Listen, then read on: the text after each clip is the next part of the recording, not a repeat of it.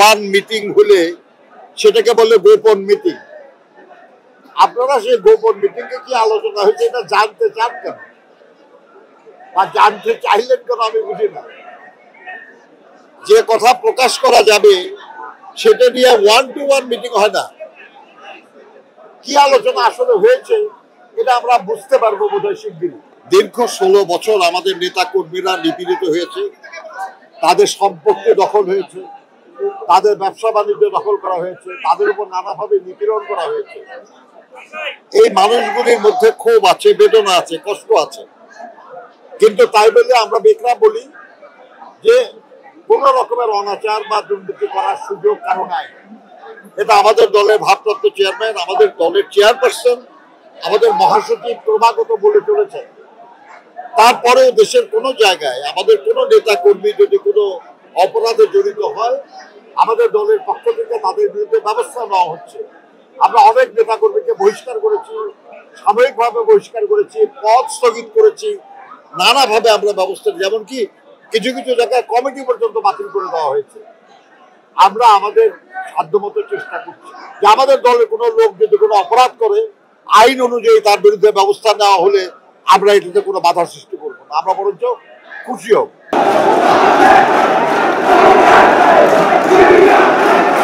আমাদের এটা একটা বৃহৎ রাজনৈতিক দল। এই দলের ভিতরে মান অভিমান থাকবে, এটার ভিতরে বিভিন্ন ধরনের দোসররা ঢোকার জন্য চেষ্টা করবে। আমার নেতা, আমাদের অহংকার তারেক রহমান বিভিন্নভাবে সেটা মোকাবেলা করার জন্য, উনি দলটাকে সুসংগঠিত করার জন্য সারা দেশব্যাপী যে পরিশ্রম করে যাচ্ছেন, এই দলটাকে বিভিন্ন অঙ্গ সংগঠনকে শক্তিশালী করার জন্য উনি কাজ করে যাচ্ছেন।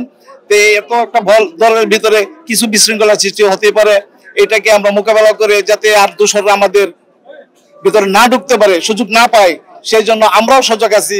পাশাপাশি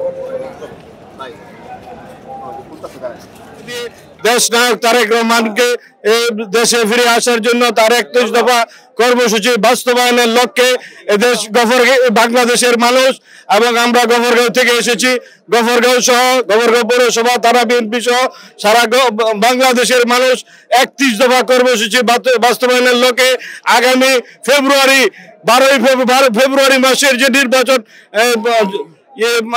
রমজান পূর্ব নির্বাচনের যে মানুষের আকাঙ্ক্ষা, সেই আকাঙ্ক্ষার প্রতিফলন আজকের যে হাজার হাজার জনতা, প্রায় লক্ষ জনতার ময়মনসিংহের এই সমাবেশে আজকে সেটা প্রমাণিত হয়েছে যে ময়মনসিংহ দক্ষিণ জেলা বিএনপি অত্যন্ত শক্তিশালী এবং সেই বিএনপি নেতৃত্বে আজকে ময়মনসিংহ আগামী দিনে সবকটি আসন ইনশাল্লাহ পাবে।